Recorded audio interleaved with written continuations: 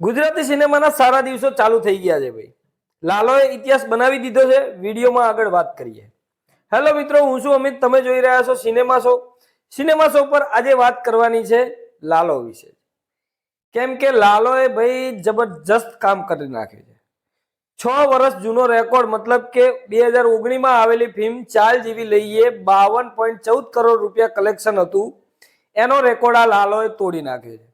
સૌથી પહેલા ચેનલને સબસ્ક્રાઇબ કરવાનું ભૂલતા નહીં, કેમ કે ગુજરાતી સિનેમાની દરેક પ્રકારની માહિતી અને દરેક ફિલ્મોના રિવ્યુ તમને આ ચેનલ પર મળી રહેવાના છે. લાલોએ 38 દિવસમાં જ આ રેકોર્ડ તોડી નાખ્યો છે. 38 દિવસમાં લાલોએ 52.75 કરોડ રૂપિયા કમાઈને આ રેકોર્ડને ધ્વસ્ત કરી નાખ્યો. 6 વર્ષ પછી આ રેકોર્ડ તૂટ્યો છે. એટલે કહેવાનો મતલબ કે કેટલા વર્ષો લાગ્યા છે ગુજરાતી સિનેમાને એક ફિલ્મનો રેકોર્ડ તોડવા માટે. લાલોથી આશા કોઈને નથી ભાઈ. પેલા 3 વીક સુધી તો કે આ 2 કરોડ સુધી પણ જશે, પણ વિચારો તમે 52 કરોડ સુધી પહોંચી ગઈ. હવે વાત આપણે એ જોવાની છે કે લાલો 100 કરોડ કરે છે કે નહીં. કેમ કે ઘણા બધા લોકોને એટલી મનમાંથી ખુશી થઈ રહી છે ને, અમારા જેવા લોકોને તો ખાસ. કેમ કે પહેલા જ દિવસે ફિલ્મ જોઈ હોય અને એને ભરપૂર વખાણ કર્યા હોય અને પછી આ ફિલ્મ ચાલી જાય, અચાનક જ 2-3 વીક ડાઉન થઈ ગઈ અને પછી ચાલી ગઈ, એ બહુ ખુશીની વાત છે. જોઈ એ દિવસે જ કીધું તું રિવ્યુની અંદર કે આ ફિલ્મ 100 લોકોને બતાવશો તો 80 લોકો એવા મળશે કે આ ફિલ્મને જબરજસ્ત વખાણ છે.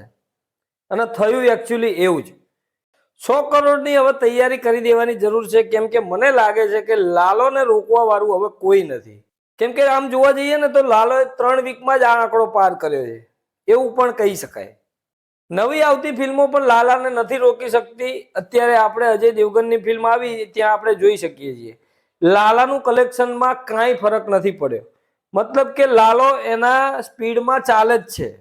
લાલાને કોઈ સ્કિનથી પ્રોબ્લેમ નથી, કોઈ કંઈક પ્રોબ્લેમ થઈ નથી. મજાની વાત એ છે કે લાલો જે રીતે ચાલી રહી છે એ સ્પીડમાં જ ચાલી રહી છે. એની સ્પીડમાં ક્યાંય પણ ઘટાડો નથી થયો. એટલા માટે ચોક્કસ કહી શકાય કે આ ફિલ્મ 100 કરોડ સુધી જાય તો નવાઈ બિલકુલ નથી.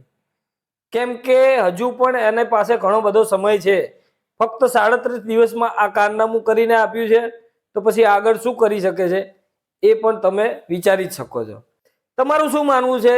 લાલો 100 કરોડ કેટલા ટાઈમમાં પૂરો કરશે એ મને કોમેન્ટ બોક્સમાં જરૂરથી કહેજો. એટલે લાલો ચાલી રહી છે ને એ બધાના મનમાં ખુશી છે, અંદરથી ખુશી છે.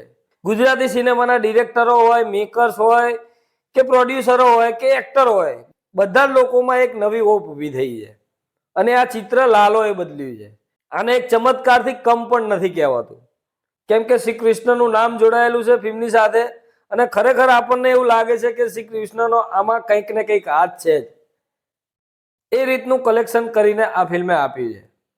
સૌથી વધુ કલેક્શનની ગુજરાતી સિનેમાની વાત કરું તો 52.75 કરોડ રૂપિયા હાલ બતાવી રહ્યું છે લાલોનું. કદાચ આગુ પાછું થોડું થઈ શકે છે, પણ વાંધો નથી. એટલીસ્ટ રેકોર્ડ આજે તૂટી ગયો છે. બીજા નંબરે આવે છે ચાલ જીવલી, 52.14 કરોડ રૂપિયાનું કલેક્શન એને કર્યું છે. ત્રીજા નંબરે 3 એક્કા છે, 26 કરોડની આસપાસ નેટ કરેલું છે.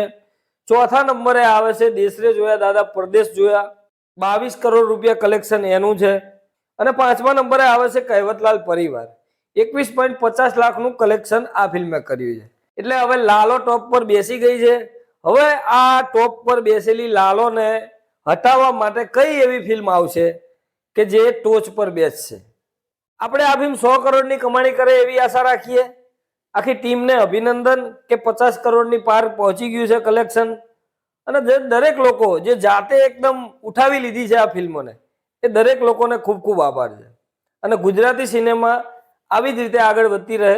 મળીએ મિત્રો કંઈક નવા વિડીયો સાથે સિનેમા શો પર.